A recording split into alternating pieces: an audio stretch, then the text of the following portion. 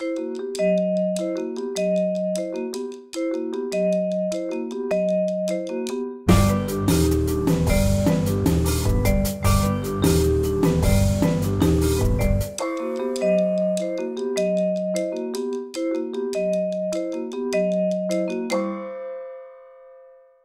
very happy to welcome to speak here this evening Lisa Sampson, who's Associate Professor of Italian Studies at the University of Reading. I'm very grateful to her. We've kind of piggybacked off the fact that she was going to be in New York anyway for the rather grueling 3-day Renaissance Society of America conference, which has just finished. I'm very grateful to her for having the stamina to come along and talk this evening.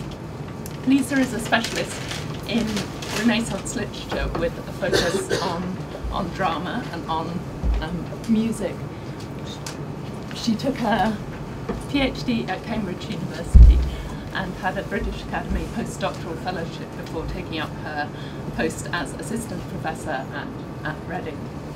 Her major work to date is a volume entitled Pastoral Drama in Early Modern Italy, the Making of a New Genre, which came out with Legenda in Oxford in 2006. It's an enormously impressive work that really kind of is the first work in English or Italian, I'd say, to offer a truly kind of systematic introduction to this important theatrical genre. She's also edited two texts for the series The Other Voice in Early Modern Europe, which used to be published by the University of Chicago Press and is now published by the Center for Reformation and Renaissance Studies in Toronto. The first one was Maddalena Campiglia's Flori, published in 2004, co-edited with me, and the second, published just last year, is Barbara Torelli's Partennia, so two very important female-authored pastorals from the late 16th century. As a glutton for punishment, she's now embarking on a third of these editions, again in collaboration with me and with Anna Wainwright from this department. And that is a text by a rather mysterious author, only known as the Gentildonna da Lucca, the Lady of Lucca. And there's no real title either, we're going to have to make one up. So that's coming out in the same series, some point in the not too distant future, we hope.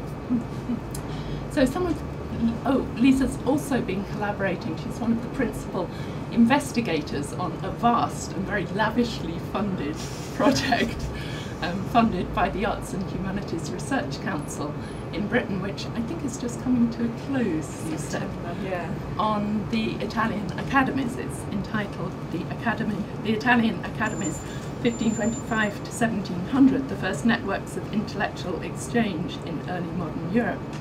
And Lisa's own research currently, which is part of a long and ongoing project, which will eventually be a book project, is on theatre and academies in Italy in the late 16th century, and that's what her research, what her paper today is coming out of. Now, we're very lucky this evening to have also, apart from Lisa, as respondent, Alison Smith, another veteran of the RSA conference. And I think I'll maybe introduce Alison now so that we can proceed seamlessly on from the talk to the response.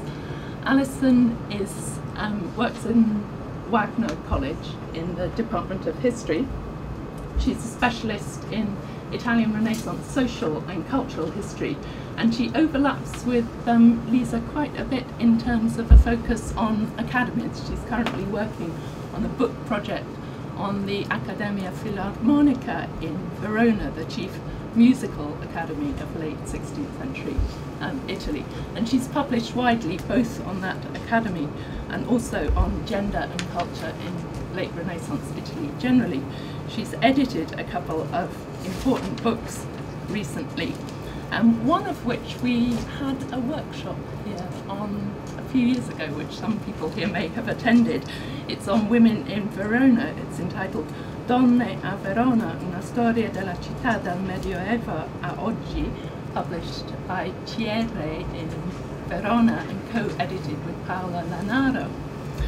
There's also a forthcoming co-edited book with Michael Napton and John Law, which sounds very intriguing. I didn't know about it before I saw this, entitled Patrons, Princes and Texts in the Renaissance Veneto. So, Lisa. Thank you very much, and I want to thank Virginia very much for inviting me and for having this opportunity to speak here at NYU. I also want to thank everybody for coming post RS, who've come post RSA.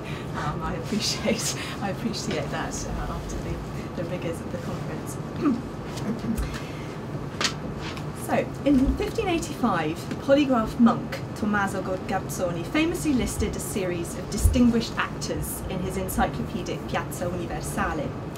After a Plavio Comico, he describes how, I quote, and this is the first quotation on your handout, "The elegant Isabella Andreini, decorum of the stage, ornament of the theatres, proud spectacle no less of virtue than of beauty, has so illustrated this profession that as long as this world endures, every voice, tongue and cry will echo the celebrated name of Isabella."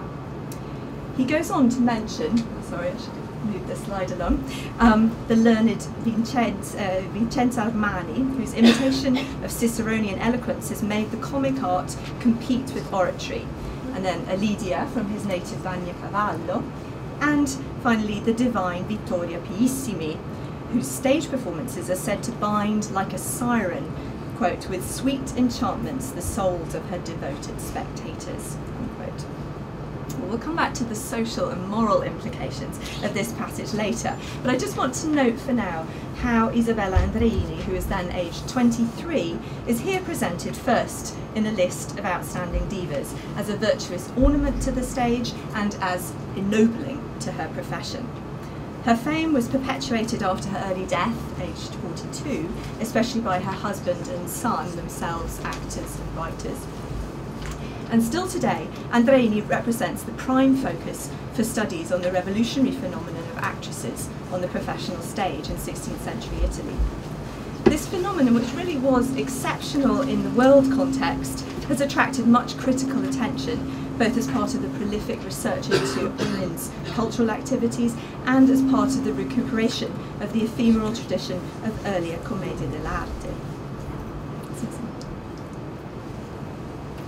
There's now extensive research on Andreini's virtuoso stage performances with the Gelozzi Company, which were both scripted and improvised, featuring multilingualism, singing, instrumental playing in male and female roles, and her personal cult of fame also produced, as you can see, an exceptional wealth of iconography and writings by and about her.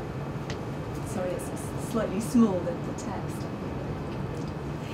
By contrast, for the other great actresses that Garzoni mentions, we don't have certain visual representations. There's only scattered evidence from eyewitness accounts or surviving literary texts. And the most famous of these is the actor Adriano Vallerini's oration on the death of his co-star Vincenzo Armani from 1570, with accompanying celebratory verse, which started a tradition of writings for actresses. But the verse here, included by Armani herself, has been said by some to be a disputed authorship. And Isabella Andreini's other predecessors and contemporaries left no literary legacy either. Perhaps this isn't such a surprise, given the probably reasonably humble or fairly middling backgrounds of many actresses who've been suggestively to be linked with the class of honest courtesans, and also the provisional nature of women's education generally, but also particularly given their itinerant lifestyle. So this really makes Isabella Andreini's large corpus of literary works all the more unusual. Now, since Andreini's literary output is going to be important to our discussion, I'll give a brief overview now. So you can see here that there are various things, but I'm going to focus on two of the main works that were published in her lifetime. Firstly, and this is highlighted, the Mirtilla Pastorale, which was first her very popular pastoral play, which was first printed in Verona in 1588 and published widely thereafter, and also translated twice into French by 1602. And her preface to this play importantly links it, in fact, to the practice of verse composition, which is documented in prints since 1586. And there isn't really in the preface any mention of her theatrical background, although the play obviously shows distinct traces of arte dramaturgy. Her next major publication is her collected Rime, printed in Milan in 1601. And this is a surprisingly lavish edition. It's a quarto edition, 311 pages, comprising 368 compositions, which... We're just having a little trouble hearing. Oh, thank you for letting me know. Can we move the... Go to the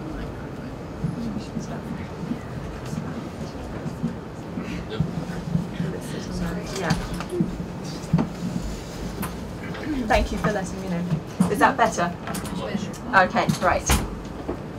So the Rime then, yes, so this very lavish edition. And this includes sonnets and madrigals, as well as more ambitious or innovative forms like sestine, canzoni, scherzi, and egloge boscherecce. Then in 1603, she publishes a very small volume of Rime in Paris, and just after her death, an expanded volume of Rime from Milan in 1605, which was reprinted, which is an expanded version of the earlier Rime, and printed in her own name, but at least partially edited by her husband and son. In today's paper, I want to explore these works, and I'll be sort of leaving aside the very complex post-mortem works that were published post-mortem, the lettere and the fragmenti, to throw some light on an aspect of Andreini's activities that have not yet received systematic attention. That is, her interaction with literary academies, and in particular, her membership of the prestigious Intenti Academy of Pavia from 1601. I mean, there have been some important contributions to this work by Anne McNeill, for example, and Fabrizio Fiaschini and Catherine Bosi. And I think this question really is important because it intersects with Andreini's reputation as a virtuoso performer and a literata, as well as with her cult of fame. Her association with the Literary Academy, as a very characteristic cultural institution in Italy at this time, has often just been taken as a given, as just another sign of her fame, and less attention has been given to the specific circumstances. So what I want to think about is how unique she was in this respect, as a woman and as an actress being admitted to such an institution. Why was she admitted? And how far did she actually participate in such groups? But before trying to answer these questions, I want to take a little step back and to mention briefly the status of actresses and female virtuose in the broader context of the rather competitive relationships between professional actors and acting troupes on the one hand and literary academies on the other, which both emerged around the same time, or became prominent in the same time in around the 1540s. So, actresses became one of the most significant features of improvised professional arte theatre from the 1560s, and they form a main point of distinction from university and school drama and that practiced in religious colleges, which continued to use amateur male actors. But I think it's useful to think that even professional arte companies started out as all-male phenomena. The first document, as you know, many of you will know, it was a notarial contract of 1545 from Isabella Andreini's hometown, Padova. And this involves a fraternal compagnia, a group of 8 mostly artisanal male actors. Some professional groups also continued to operate without actresses into the 17th century, for example in Rome, when women were banned from performing. But audiences by then certainly often wanted and indeed expected a female presence in professional performances. I think an interesting instance of this is found in a comedy by Giovanbattista Andreini, Isabella's son, in a comedy of his entitled Le due commedie in commedia, and this is quote 2 on your handout. He represents a professional acting troupe who come to Venice And one of the actors comments that the Venetian patricians who welcomed them on their arrival are rather disappointed that they don't have women. And later the patron, Rovegno, asks, "Avete donne?" Fabio said, "No, signore, ma un giovinetto che supplisce in questo." Rovegno says, "Ah, la fortuna è con voi. Io mi ritrovo una donna in casa, detta Arminia, esercitata in quest'arte." Of course, Arminia turns out to be Florinda, who is Giovan Battista's wife. Her stage name is Florinda.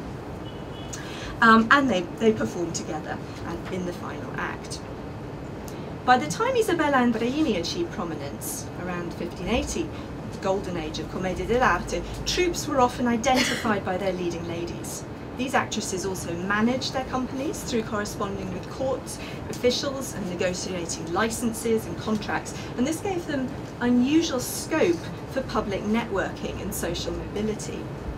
As the Jesuit Giovanni Domenico Ottonelli notes, actresses could transcend the normally humble domestic preoccupations of women of their class, and as he writes, and this is in quote 3, just summarising bits, they get the best part and they were widely honoured and given the gracious title Signora. The introduction of actresses had a revolutionary effect on the professional stage tradition, which Rob Henke describes as being previously male, farcical and predominantly oral, characterised by clowns or zanni and dialect parts. Firstly, leading actresses introduced to the repertoire the more elevated and literary role of the lover, the innamorata, creating, I quote, "a generative synthesis of literature and oral performance traditions," end quote. So they thus expanded the range of traditional genres and styles to include more serious and emotionally nuanced genres like pastorals, tragicomedies, and even tragedies, or hybrid mixtures, including music. Secondly, the appearance of women playing the female roles completely altered the expressive potential of spectacle by opening up the hitherto unparalleled potential for realistic mimesis. Actresses allowed dramatists and poets to explore a new kinesthetic, multi-sensory dimension to literary petrarchism, further expanding the boundaries of the convention. They also invited experimentation with Aristotelian theories of the affect and new ideas of the Ciceronian trope of moving as well as teaching and delighting. And audiences were certainly enthralled and disturbed by what they saw, or thought they saw, especially with the explosively realistic sexuality actresses brought to love plots. And this explains the much documented demonisation of actresses as whores by Catholic polemicists, who made them the focus for broader anti-theatrical sentiments. But in this respect, Isabella Andreini had a significant impact on the profession as a whole. Through her own careful self-fashioning as a virtuous wife and mother, and devotee of intellectual pursuits, she provided a powerful counter-model of the virtuous actress, as opposed to simply a virtuosa, which is an ambiguous sense in Italian. And she came to represent for pro-theatrical writers an icon of a reformed idea of theatre as a virtuous, healthy, social pursuit, and as such, fully part of the secular Christian life. And this point really is important for our discussion of Isabella's relationship with the Intenti Academy of Pavia in Spanish-controlled Milan, which was, of course, a major centre of counter-Reformation cultural renewal under Ferdinando Borromeo, Archbishop. Isabella sought to build her reputation also as a literata to correct another stereotype of actors as unlettered tuppenny players, or comici della gazzetta. This was a term that was used by intellectuals who often frequented literary academies, who seemed to have been keen to safeguard their culture from professional actors. Battista Guarini notoriously described professionals as gente sordida e mercenaria, sordid mercenaries, who had profaned the noble art of comedy and were thieving it off their noble counterparts. Well, there was some truth in this. I mean, various actors like Bernardino Lombardi were notable serial plagiarists with a rather free attitude towards authorship, but of course this was typical of arte practices generally. But this disparaging attitude by literary elites, of course, masked the rivalry they felt towards their professional competitors. They were both vying, of course, for recognition and patronage in the same courtly spheres and, by now, also in the commercial print market, after actors started publishing their own honest works from the 1570s. So in the face of this competition, it's perhaps not surprising that Andreini seems to be the first actor admitted on a formal basis to a learned or literary academy, although artists and musicians were occasionally admitted, as were poets, including, for example, the singer-poet Tarquinio Molza in 1581. This separation between noble amateur academies and professional troupes appears to contrast with earlier 16th century practices, particularly in Florence, when actors sometimes belonged to mixed, festive groups producing theatre and spectacle. But some rather interesting research by Elena Tamburini has uncovered fascinating evidence of professional actors being associated with the more marginal and socially mixed Valdiblenio Academy of Milan, founded in 1560 by the maverick artist-writer Giovanni Paolo Lomazzo, pictured in self-portrait. This had strong connections with artists and interests in hybrid anti-academic dialect cultural forms, as well as in carnivalesque impersonation. And Tamburini suggests, although the evidence isn't perhaps that clear, that this academy may have brought Isabella Andreini in contact with artists, as well as with the well-networked minor poet Gerardo Borgogni and the publisher Comin Ventura, who in the 1580s and 90s, between them, featured Isabella's verse in their publications. Borgogni, as a member later of the more mainstream Inquieti Academy of Milan from 1594, would prove a vital connection for her in initially building up her literary networks, and probably aided her entry to the Intenti of Pavia. And interestingly, he's the only poetic interlocutor identified as an Academy member, as an inquieto, in her 1601 Rime, and he himself quotes her verse in a work evoking Academy discussions, Il Fonte di Porto, which is here. Andreini's early literary verse publications, besides the Mirtilla, show her social manoeuvring to align herself with an honourable literary economy as she was gaining a high public profile through her performances. Association, or better still, membership of an academy would lend distinction to her writings in print and authoritatively realign or even replace the idea of the notorious actress with that of an honoured poet, privileging intellect over body or emotions. In this period, learned academies represented the space for intellectual and social exchange. Such institutions, like the Intenti and the filarmonici of Verona, which Andreini approached, were formed with the aim of promoting learning and civic prestige, frequently with a moral and even religious agenda. Although academies normally operated with some steer from authorities, they did enjoy relative intellectual openness and freedom compared to universities with which they shared members. They also offered one of the most important laboratories, if you can call it that, at the time for innovative vernacular lyric production. Academies were also important producers of theatre and spectacle of a more or less social and political nature, as well as being a hub for print publication, for which they provided opportunities for literary and social networking and a sort of stamp of quality as well.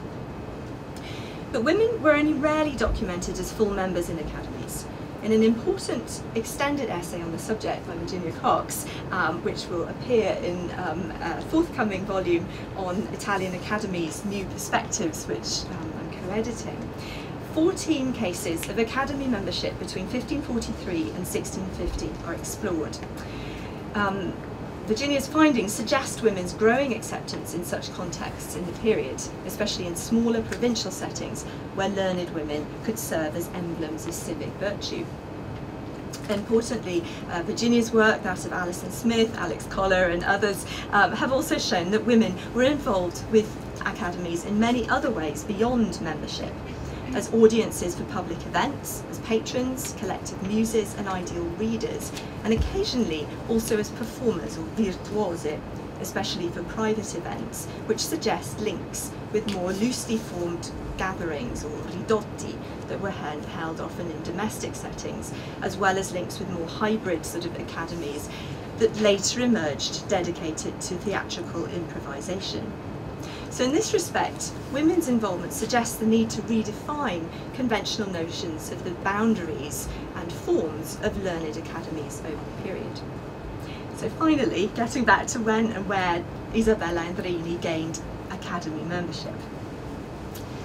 Well, Andreini became a member of the Intenti of Pavia in 1601 at the height of her career, aged 39, with the Neoplatonic sounding nickname L'Accesa, or the Inflamed One. The Intenti Academy was one of 9 of such institutions that were formed in the university city of Pavia in the second half of the 16th century, so there were really quite a lot there. At the time she joined, it was the second most important academy after the Affidati, which was much better documented and longer lived.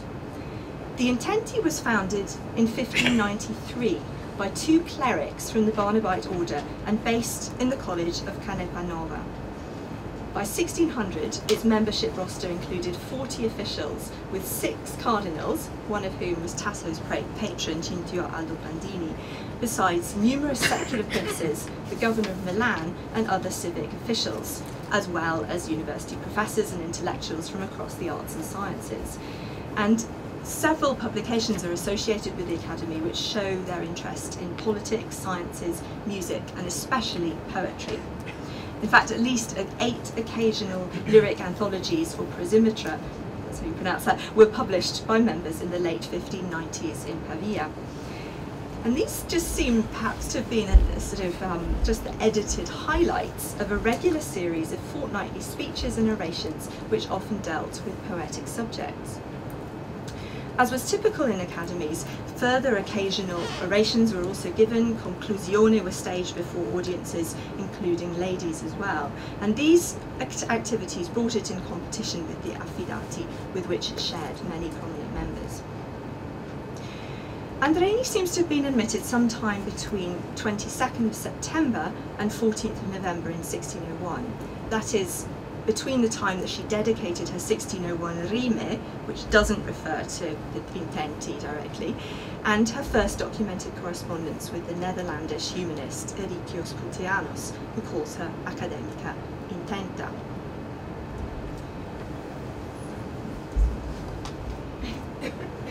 The exceptional honour of Academy membership is emblazoned on the frontispiece of her subsequent publications. So that's the Rime of 1601, and here it's too small to see, but it does say that she's an Intenta, as it does on her 1603 Rime. Actors themselves subsequently cited this as a proof of the nobility of their profession, and you have in your example number 4, Domenico Bruni, who was a working actor who ranks Academy membership, in fact, alongside the honours awarded to actors by princes and even emperors.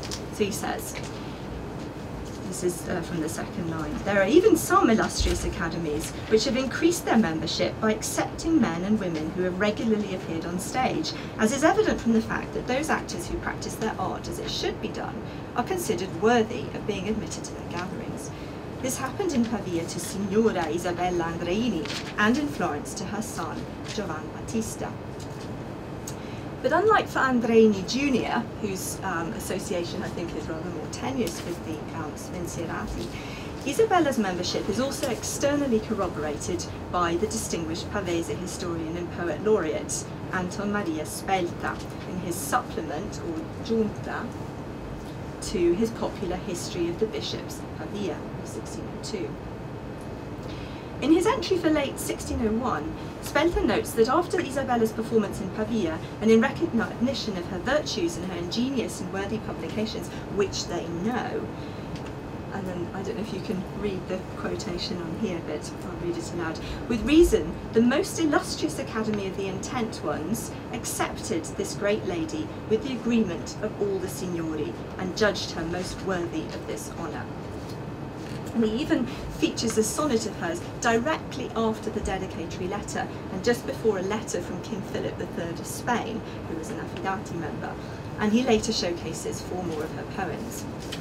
And these sonnets were then included in the posthumous rime of 1605 in a new section in part 2 that adds, that is new, that's different from the 1601 rime.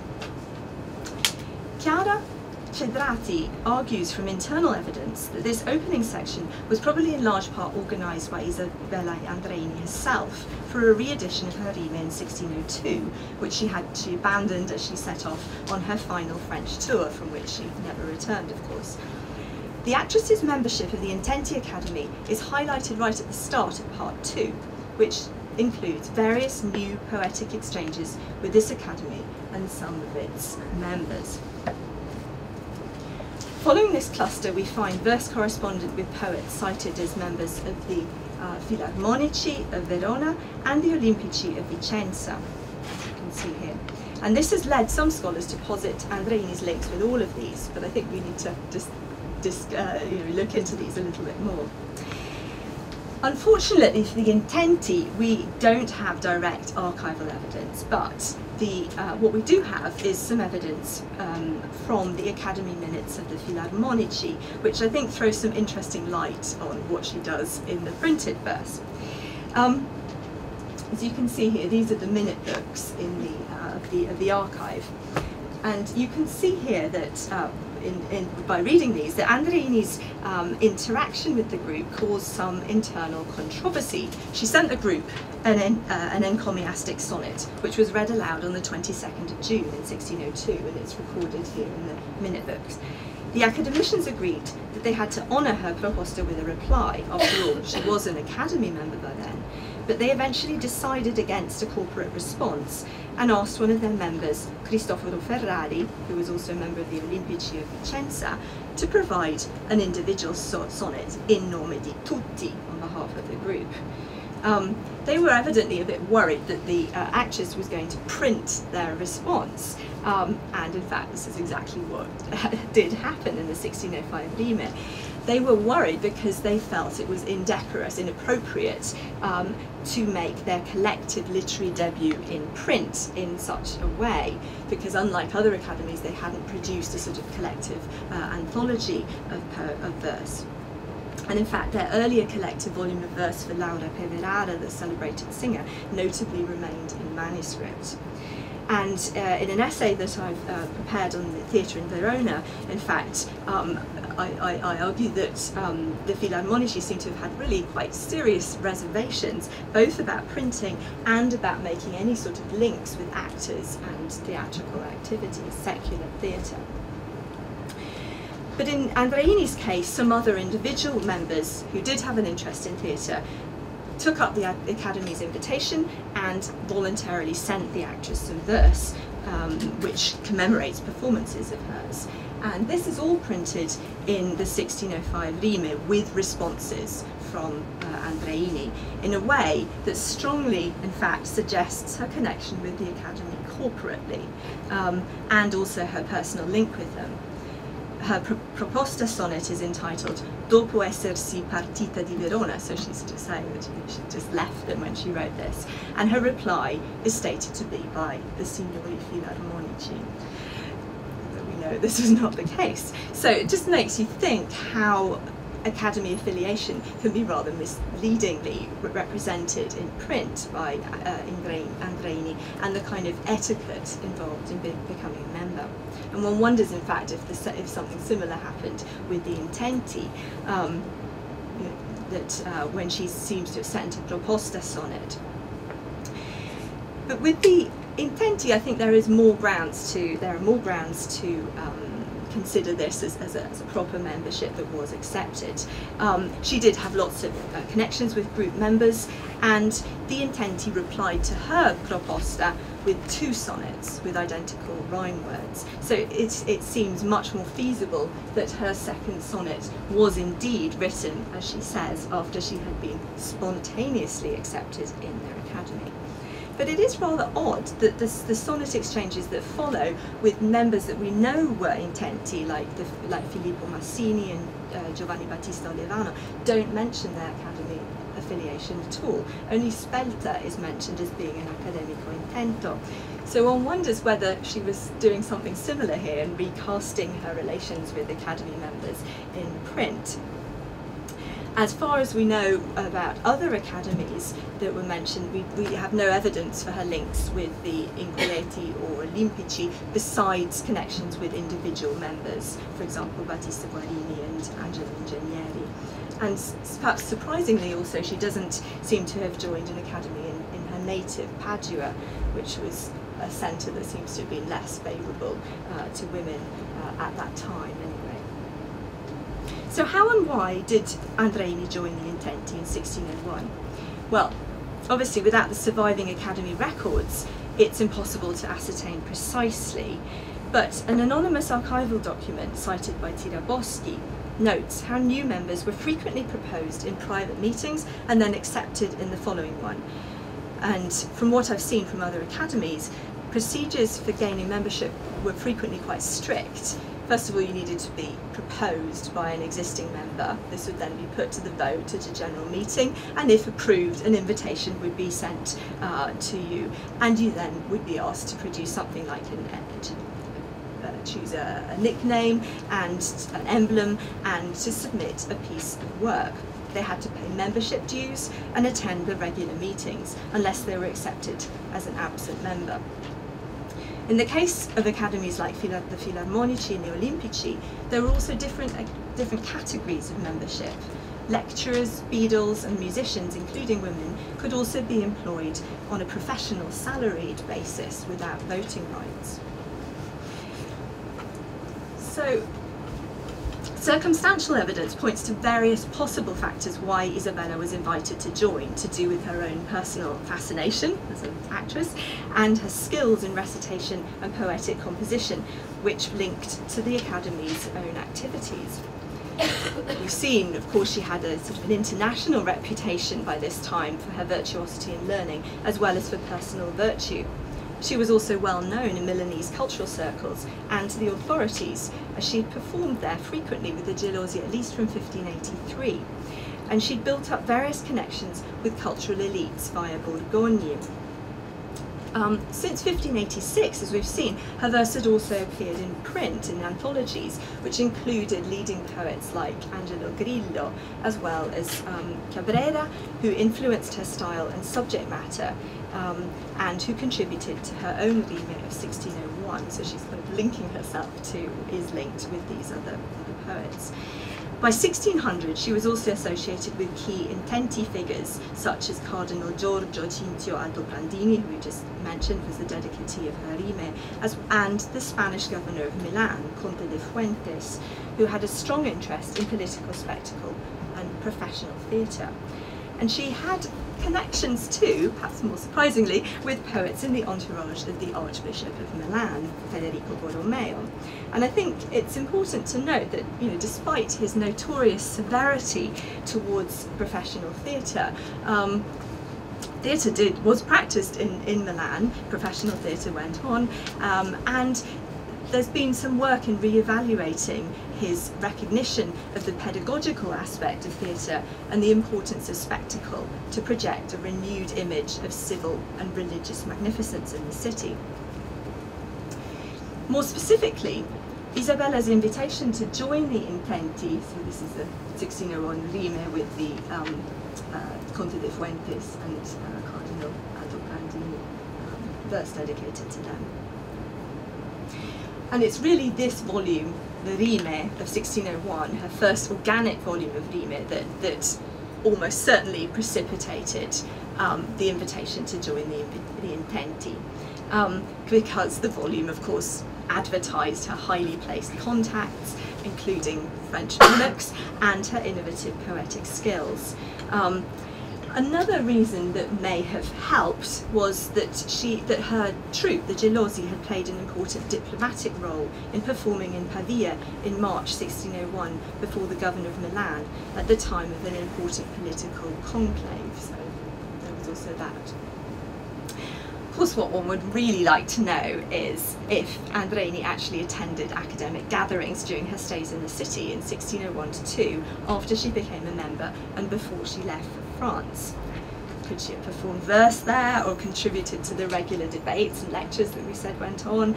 Could she even have performed dramatic works for the Intenti, as her daughter-in-law seems to have done within the Spensierati of Florence by 1604, and perhaps later also in Milanese circles, which earned her poetic tributes from academicians?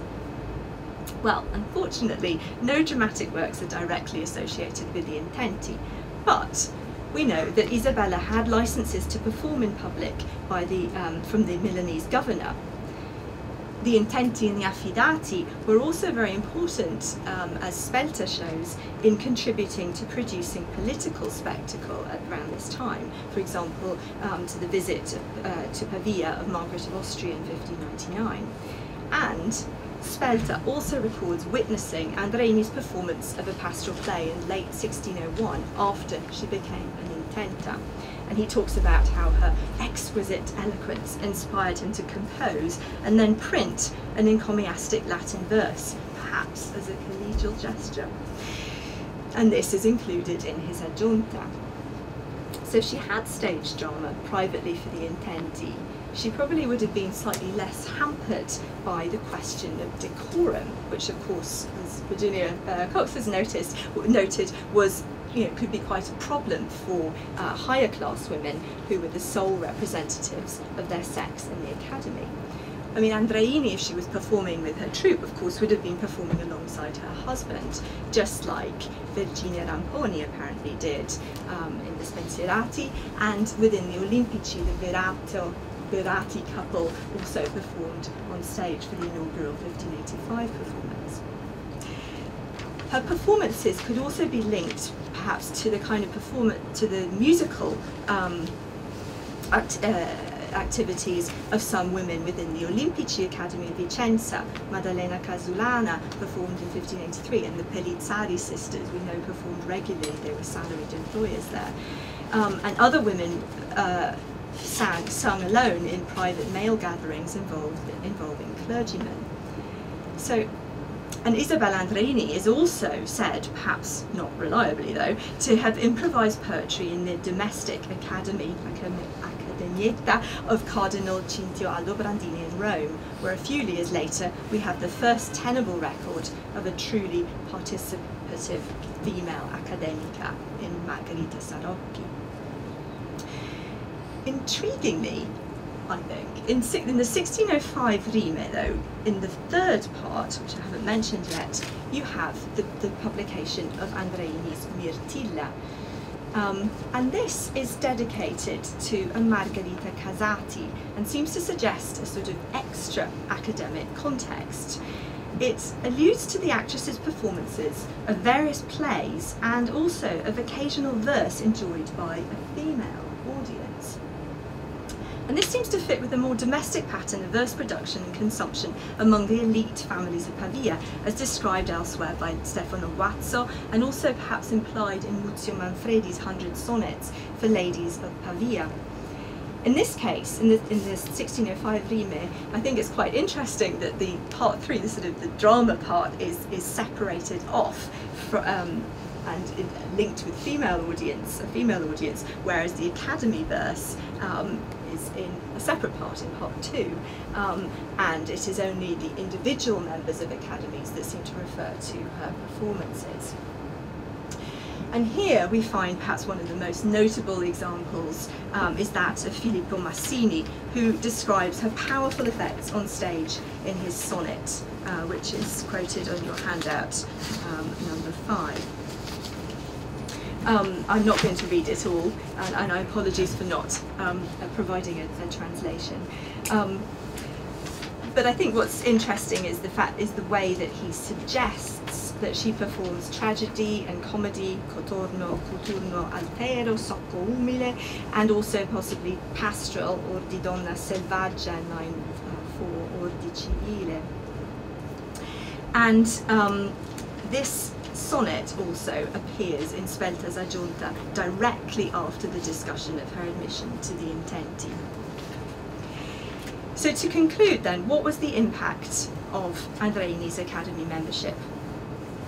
Well, for the Intenti, the official admission of this now internationally recognised virtuosa performer and poet would undoubtedly have been calculated to raise their profile. In this way, they could rival the Affidati, who seem to have admitted the Tuscan poet Isabella Andreini on the suggestion of Filippo Massini around 1599. Thank you for the reference. Virginia Cox also noticed that they brought in the Sienese singer-poet Ippolita Benigni, possibly in the hope of securing her services for performances. So perhaps this gives you a sense of this a rather local rivalry going on between the academies, each with their own female figureheads, and if so, it provides perhaps an interesting comparison with the practice of commedia dell'arte troupes that we mentioned earlier, which were identified by and competed by means of their leading actresses. For Andreini, on the other hand, it would have brought practical material as well as symbolic advantages. It must have opened up opportunities for patronage as well as for legitimised display in print of her erudition and poetic expertise. It may even have brought her the award of a doctoral degree. I have to check this reference further from Quadrio. I want to close by looking at some other factors suggested by the incomplete series of letters which Isabella Andreini exchanged with her young admirer Erichius Putianos, a Netherlander and pupil of Justus Lipsius, who taught rhetoric in the Palatine School in Milan, as well as frequenting Milanese literary circles, while Andreini was part of the Intenti.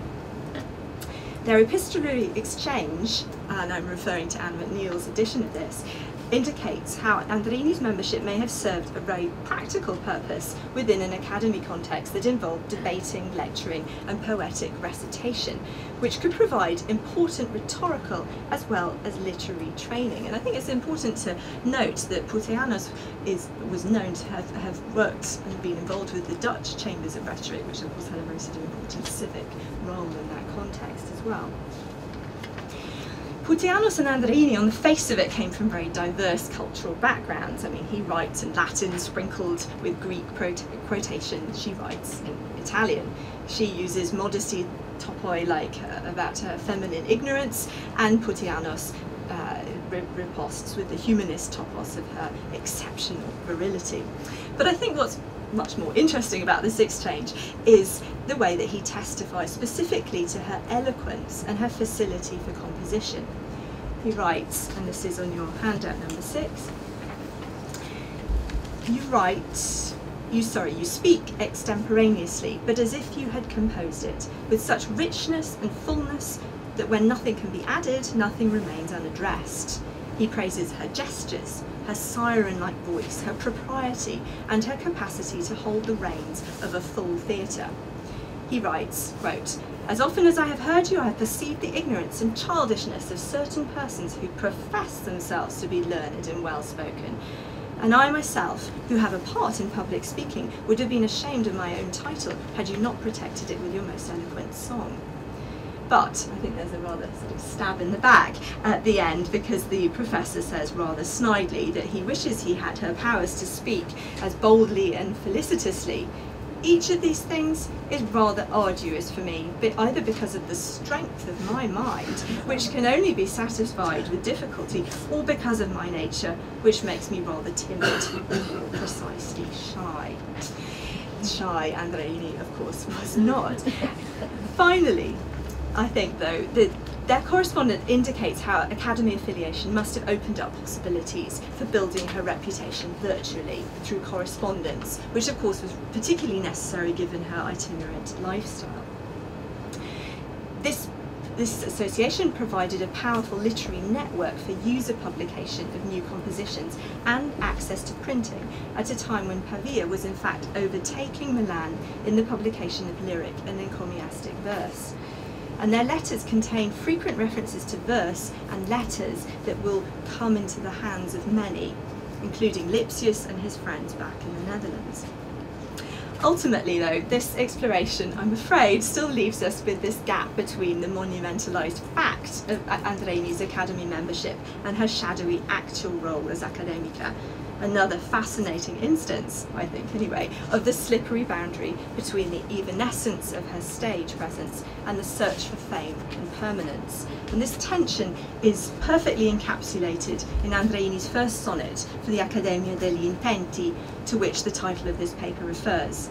She compares herself as, I'm sorry, there wasn't room on the handout to include it. She compares herself here to a ship, a nave ardita, boldly driven forward to seek honour despite her base fears of darkness and dangers. She knows that even if she dies, this struggle to gain glory will confer double life.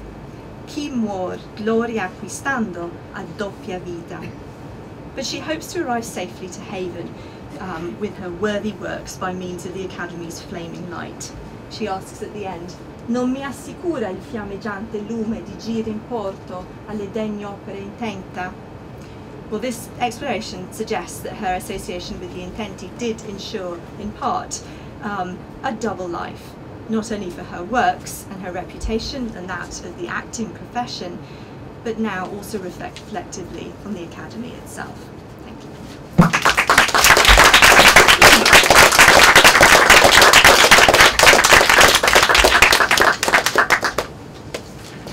Shall I sit down? Maybe they'll sit there.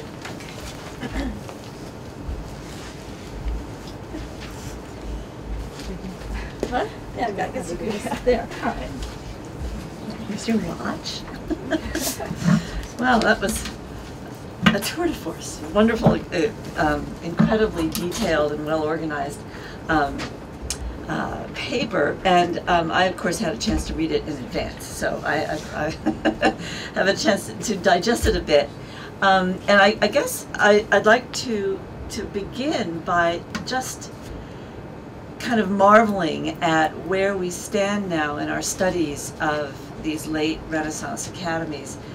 And because there's so many younger people in this audience, only 30 years ago, people were still just dismissing these places as the famous phrase by Gino Benzoni was that they were sterile oases of kind of sort of passive intellectuals who had absolutely nothing else to do, and they would sort of stand around and look at each other and say things. And I think that what we're discovering is that they were such fertile and such varied places for a really wide range of cultural experimentation.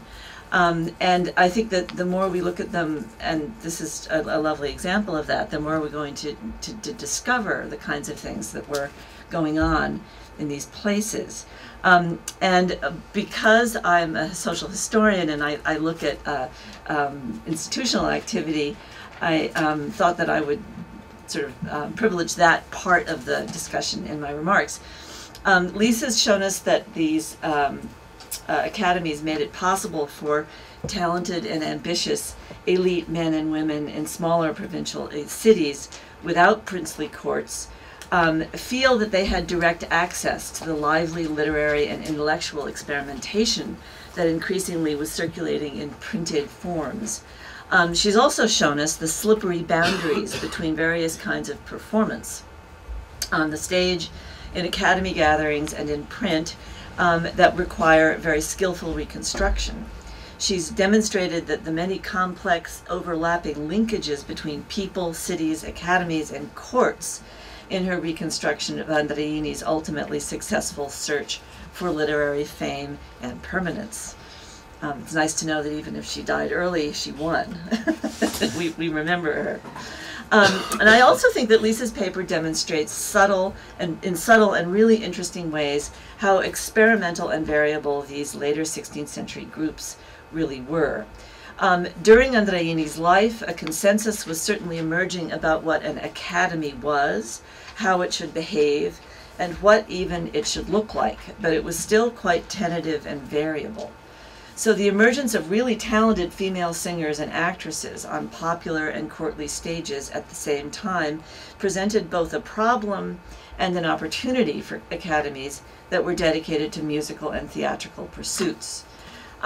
Lisa's masterful account of this fascinating moment in Andreini's life, when she was corresponding with Pruttajanus, publishing the first edition of her Rime, and invited, or perhaps asking to be invited, to join more than one distinguished academy, has prompted me to think about Andreini's quest from the point of view of one of the guys in either the Filarmonica or the Filottimi. Or the Intenti. Too many academies circulating here. So based on what I know about the institutional organization of the Filarmonica, I'd like to speculate about what the range of responses at the Intenti and the Filarmonici might well have been to her request for membership. So what did these academies actually look like in the later 16th century? And the quick answer to that question is not much. The Filarmonica, which was far older and more established than the Intenti, rented rooms in a rundown aristocratic palace. An important exception to this is the Accademia Olimpica in Vicenza, because of course Palladio had just designed their headquarters, but that was a complete exception. Smaller academies like the Intenti, who met in this, we think, a collegio of some sort, often they certainly didn't have their own headquarters, and occasionally would meet in a patron's home. The meetings were occasional, and they were often organized around a festive meal or a performance. They tended to be very informal. This lack of a physical space that would grant continuity and prestige to the group made it even more important to find other ways to assert their identity and to protect their collective reputation. The rules observed by these academies tended to be formal. They scrupulously elected officers for short rotating terms. They kept track of dues and other funds to pay for social gatherings, and in some cases to rent their headquarters. And they drew up detailed rules about behavior and rituals that reinforced their group identity. But within these formal constraints, there was a great deal of room for thinking outside the box. Now, the box, to continue this analogy, had to be sturdy and stable. Academicians were probably more likely to embrace creative avant-garde ideas and literary women if they knew that they could take refuge in the structure and rules of the box if their activities began to feel a bit too dangerous and uncomfortable. And certainly, admitting a non-noble letterata and virtuosa like Andreini to their membership was one of the riskiest things that such a group could attempt. At the very least, because it violated the principles of fraternal fellowship upon which they were founded. All of these academies were founded. Academy members used the language of domesticity to describe their headquarters, designating a public area where guests, especially gentildonne, could be entertained on festive occasions, and where visiting intellectuals, musicians, or poets would be invited to speak or perform. And in these remarks, I'm really basing my remarks on the evidence from the Filarmonica. Only members, however, were allowed to enter the more private room or rooms of the Academy. The almost sacred quality of this private space, and their fear of its violation, finds a parallel in the Academy's obsessive protection of its reputation in print. They asserted that they were brothers on an equal footing when at the Academy, and this was completely unlike their relationship with each other in the complex hierarchies of the outside world. And this asserted that their inner private space had no room for sisters, right? There were no room for women in this inner spaces. When their wives and other female relatives attended Academy gatherings, which increasingly we're finding out that they did quite regularly, they were welcomed as guests and not members. So what were the Academy members of the Intenti or the Filarmonici actually risking when they asked Andreini to become a member? And what did this delicate maneuvering that Lisa has explored actually accomplish? It was all about managing reputation.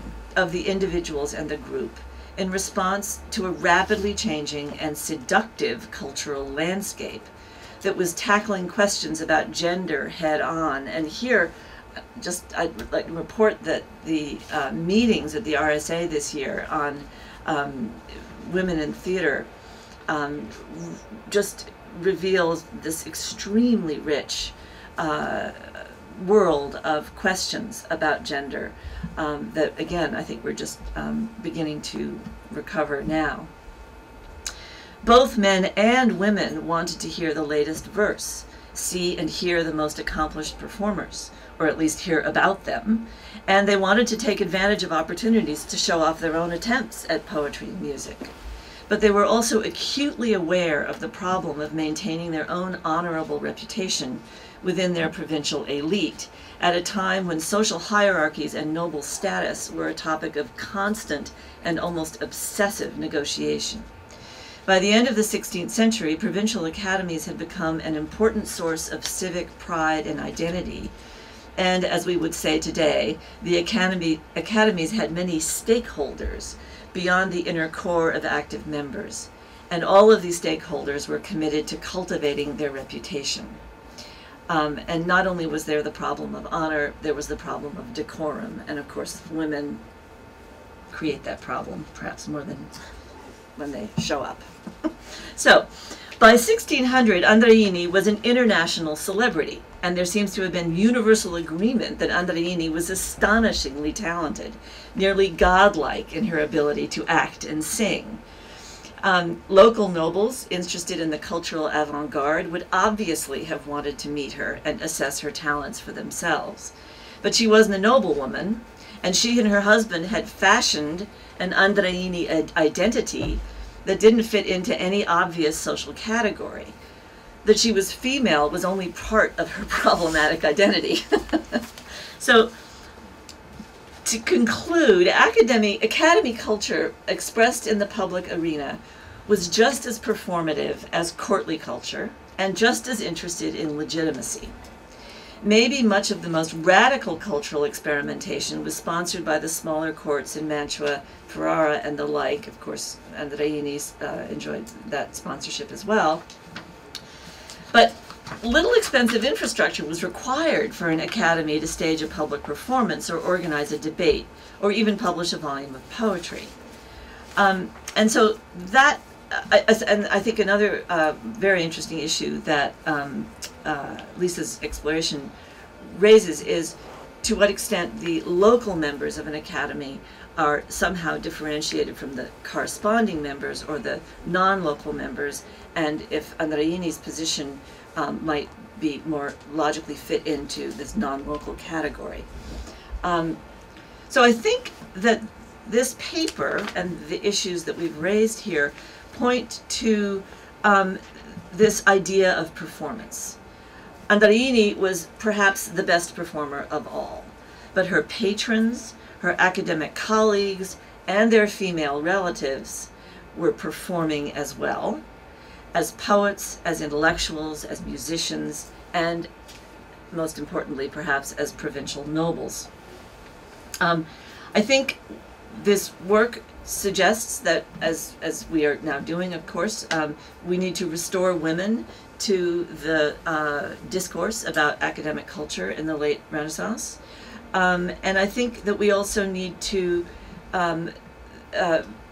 think as creatively, perhaps, as they did about what these academies were engaged in doing, the projects that they were engaged in doing, and if anything, give them even more credit than we're currently doing for fostering a very, very complex and very interesting conversation about gender.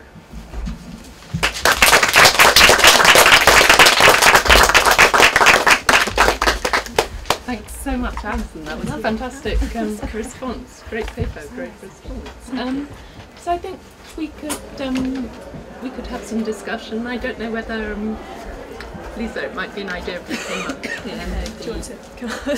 Sure. Microphone. So I'm just stand. Yeah. Stand up. If you don't mind doing a kind of double. No, that's right. There may be questions, yeah. both or either. Okay.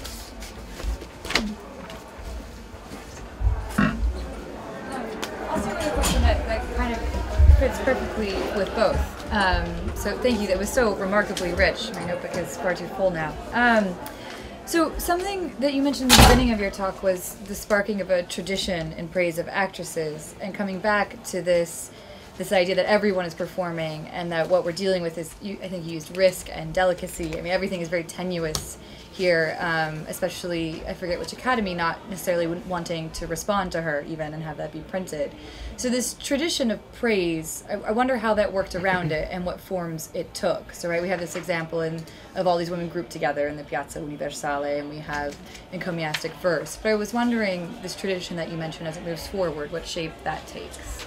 Yeah, no, that's a really good question. I think, I mean, yeah, I mean, Valerini's one is quite is a sort of the trendsetter with Armani, and that has the oration on her, and then this little compendium of verse that's at the end. So it isn't just a sort of anthology for her, but I guess, yeah, for Andreini you have a collection of funerary verse, quite a substantial collection at the start of, I think it's part 2 of the 1605 Rime. And then for Virginia Ramponi you have apparently 2 collections. Eric Nicholson mentioned one by the Spensierati, and there's also one, a manuscript one in Milan that still hasn't really properly been looked at yet, of verse for her. I think it's quite a substantial one, and my feeling is that as you move later to people like Costa, you're going to get this becoming a much bigger tradition as you then, I mean, you know, you might want to join in the conversation on this, but and then with singers, of course, then you're getting the much more public kind of writing. So I suppose over the period you see a trajectory. Maybe Jessica, you have some. Well, in Costa's poetic collection Lo Stipo, she has a section that of poems that are dedicated to the academies. But she being a scandalous woman, they start off looking kind of exemplary and then move into more and more troubled waters. So I don't think she's kind of playing, I think, with the tradition more than following it. She's kind of burlesque. Her burlesque styles, I think, carry through into that trajectory. So she's maybe not the model academic member, nor do I think she's considered. I don't think an invitation was ever extended. Right. I mean, there has been work done on this. I think there's a section in the volume. I'm just trying to remember, but there is some work that has been done on this already that one could refer to. One of the big Italian editions on Commedia dell'arte. But I think, to trace it up to the 17th century and taking it up to the sort of Virtuose later on would be interesting, I think, and particularly with Academy relationship, because the Valerini volume actually, the verse for Vincenzo Armani has some Academy members that write to her as well, and there's the Sienese, the Intonati, I think, write for her. So academies are there, sort of, but not maybe necessarily a single academy, and not too explicitly named sometimes as well. Great, thank you.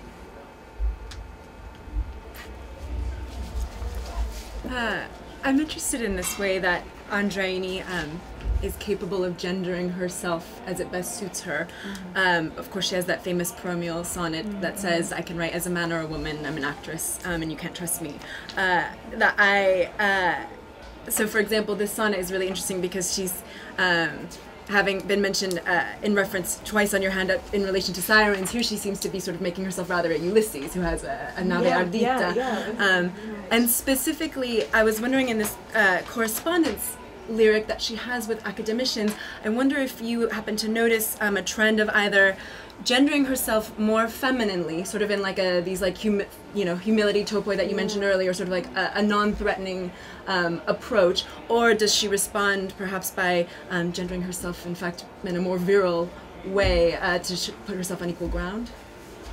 That's a very good question, and I'm just trying to sort of think now. Because there are you to cover a lot of sonnets in one moment. Yeah, no, I know. I need to sort of think. I can't think. Yeah, I'm just trying to think whether there are ones where is sort of gendered in a more masculine way. I mean, there's certainly verse that talks about her performing, And I think that there is verse, I mean, it's Marino as well, talks about her performing in both roles. And in fact, it's interesting because after all the Academy verse, you get, it sort of builds up to Marino's verse for her. And I think that's a position, and that really marks the end of the Academy sonnets. And then you move into the French one. So I think the arrangement is quite interesting of those. That I can't think that they've stood out in terms of particularly gendered, but I'll go back and I'll have to get back to you. Well, on even that one, comment so. about the arrangement is, I think, very intriguing. So. Yeah. No, I mean, Chiara Cedrati is the person who's done sort of quite detailed philological work on the rime, and I think that, you know, she argues quite convincingly that Andreini seems to have, you know, carefully managed and arranged this section, even though it was published after she was dead, of course. And so if that is correct, I think, you know, and there's also a very interesting specular pairing going on between the Intenti sonnets, which start off with the ones to the Academy and then individuals, and the filarmonici to the individuals, and then ending with the ones to the Academy as a whole. So, I mean, they do seem to be very carefully arranged in that sense. Yeah, thank you for a fascinating talk. My question sort of follows Shannon's. I'm really curious about, especially after Professor Smith's response, you pointed up this kind of etymological or linguistic bifurcation in virtuosa, which I think is really striking. Not just in what gets said about Andreini, because like Spelta says, conoscendo le virtù, and then, you know, Puccinea saying, talking about her exceptional virility, but even here she talks about this virtù rara.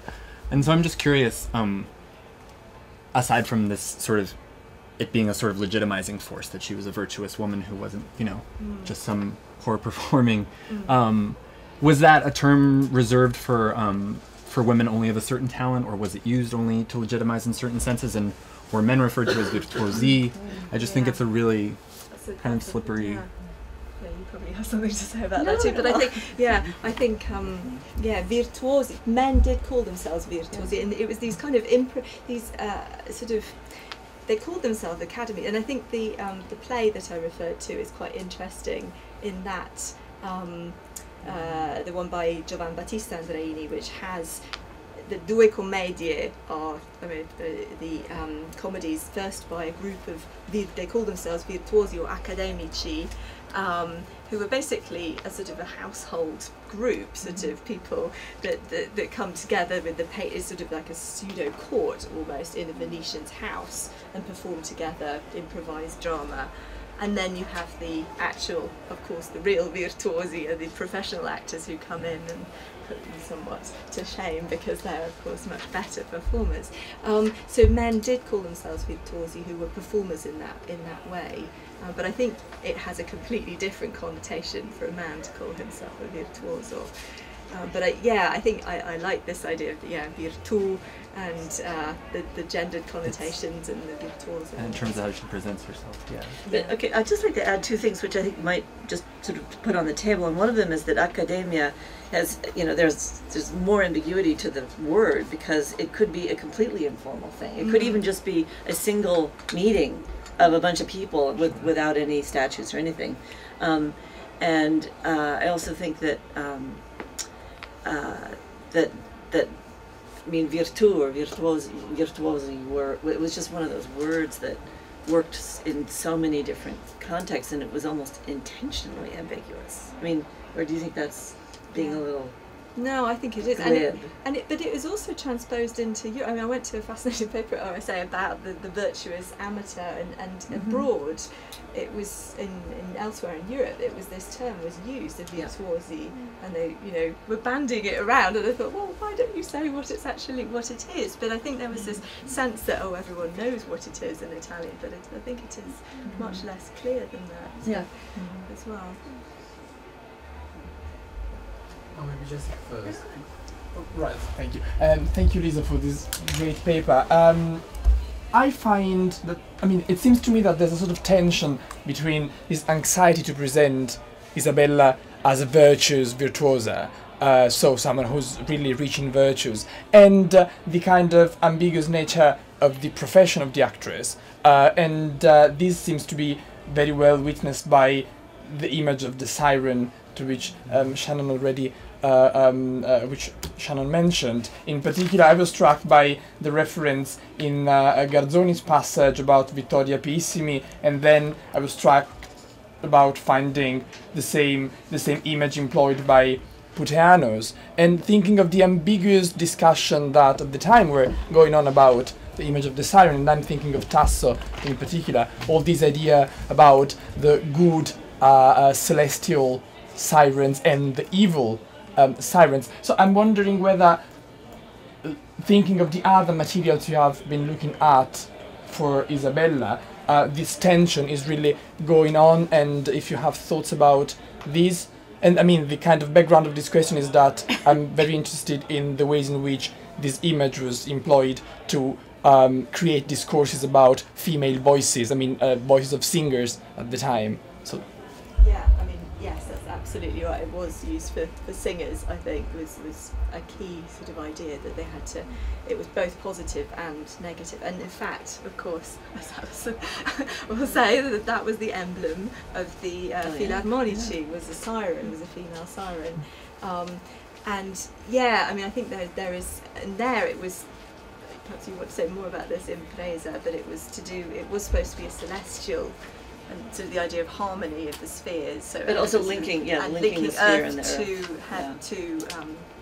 Heaven and the earth were linked through the figure of the siren. But yeah, no, Tasso provides this wonderful, of this very stagey idea of the siren as well, and the fortunate isles when they go on the journey, and these women coming out from the sea like sirens, and and Mazzini's sonnet from this point of view, I mean, it's really an interesting piece because she's described as degli affetti tiranna and all the other things, which is quite a strong statement about the ability she has in sort of getting various forms and in creating different shapes, which was something which pertains to the virtuosa side. But I mean, which the church found, that was what they found most troubling. Exactly. This sort of instability of deceptive appearances, and that's why they didn't like actresses, the way they could manipulate affects, moving people's emotions in ways that, you know, were not controllable, and they, you know, it was much beyond the text, the word. It was other things, emotions were involved. Yeah. In fact, even it's not just actresses, but it's women generally. I mean, the verse that for the paratext for Barbara Torelli's Partenia, she says something about, or there's verse for her saying, is she a siren or is she a celestial woman? And there's this kind of tension that goes through one of these verses as well. So perhaps even a woman writing drama, or maybe she was a sort of, you know, virtuosa in her own little circle as well, but it's not just actresses that this pertained to. I mean, I think that one of the things that might be reading too much into it, but maybe not, is that the siren was the emblem of the Filarmonica, but the actual the proemio to the statutes claims that they're saving music from its status as a meretrice, and restoring it to virtue, like musica, it personified as a siren and as a woman. And so, you know, no local historian in Verona would ever suggest this, but it could be that the basis of the idea of the Filarmonica was this problematic gendered idea of music, which was also so thrilling. I mean, it was quite, that's what you were doing when you were actually thinking about or performing music. That was a pretty exciting thing to be involved in. So I don't know how much we can read into that, but it's certainly right there in front of you. Well, they had a real problem, didn't they? Because there was one case where a man wouldn't sing in presenza di donne. He absolutely said he refused. And he got booted out from the academy because he was causing trouble. Because I suppose there's this tension. I wondered whether it was also because possibly because of the clerical sort of dimension, but maybe it was just this idea of music and its proper sphere of performance, which is connected also to theatre. Thank you. I was very struck by the fact that you opened and closed your talk with two passages that are both comparing oratory and her performance, right? And the first one, the Garzoni piece, is of course saying that Andreini is of such mastery that she allows comedy and performance to start to approximate the heights of oratory. And by the time you 15 years later, and we end on the Puttaneas passage, of course he's undercutting what he's saying, but this idea that he modeling himself on her can finally bring oratory to the place of performance. And it caught my eye especially because of the questions Brian Richardson had fielded at his paper this weekend on performance of poetry, and he fielded the question of, well, how much is oration performed? And of course his answer was not very much. So I was curious. Of course oratory is a handy comparison because of the focus on eloquence, but I was wondering if there are more interesting ways to pull out, or not more interesting compared to what you said, which of course is fascinating, but in the relationship of itself, if it's not a bit more complex, especially because oratory is, the degree that it is a performance, is a one-man show, so to speak, rather than this idea of a virtuosa amidst of troupe. So I was just curious if you could say anything more about the idea of performance on the stage and in whatever form that oratory actually takes or imagines itself to take in this period. That's a big question. Yeah, no, I mean, I'm glad you brought that up, because I thought it does seem a sort of competition almost in the way that the male, and of course Garzoni was a preacher, and actually very interesting, this is an aside, his brother gives a discorso to the Intenti, so he was an Intenti member. This was after Garzoni's death, but obviously there is I thought that was quite interesting. He was also a priest. Yeah, so I wonder whether there is a kind of a sense of rivalry between not only sort of male and female, but also between sort of stage performance and oratory in that sense, or delivery of rhetoric. And I suppose, yeah, I mean, actresses were of course so accomplished in persuasion, and that was what anyone who's trying to orate is ultimately trying to do. So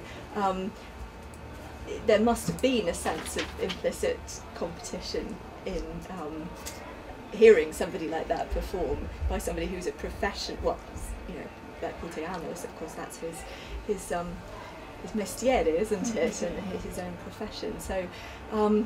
Yes, that doesn't really answer your question. No, but the priest portion, of course, is fascinating, right? Because it is the kind of direct competition for the ears of the public. Yeah, and there's a lovely quotation that you can find in Robert Henke's book as well of women. There's an analogy that's made by a courtier who's talking about the sort of effect of actresses, and that everybody's going to listen to them, and he's saying that these two troupes with their leading actresses, they're both competing in the way that university professors compete for their students. And so I thought that was quite a nice analogy, that, I mean, oratory in whatever form is still recognised as such, as trying to draw crowds and competitive as well.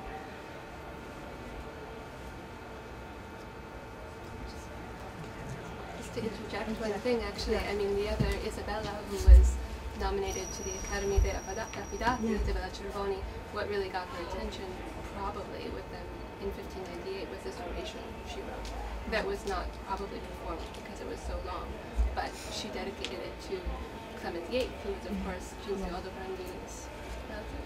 Yes, yeah. Thank you. Yes. I have another question, though, which was, is there anything after her death of her husband being at all in touch with the Intenti? I mean, are there any sort of posthumous things? That's a great question. I haven't come across anything. But I suppose he was publishing her work after, so you wonder whether they may have sponsored some sort of, because obviously as for members, that was a typical sort of ritual, that you would give orations on defunct members, or you would print their verse, or print a collection of verse for a dead member, possibly, but I don't think they did that specifically. But that's a very interesting But I have to say that for the Intenti Academy, this is still kind of work in progress, and I mean, so far it doesn't look from what other sources say that there are manuscript records, but certainly I shall go to Pavia and have a really good dig around. There are many more records for the affidati, and so for the Intenti, I think it hasn't really been looked at in much detail at all yet. So. Any more questions?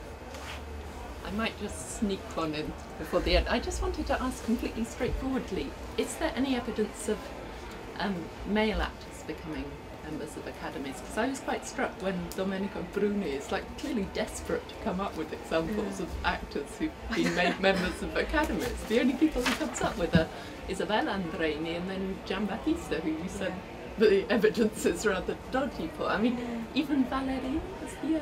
No, well, there's a good tale. Yeah, he did. He tried everything, and it's interesting. I mean, it's sort of hidden or tucked away. There's a manuscript volume which he contributed to with other Academy members, and we know that he was in contact with ones who were very keen on drama.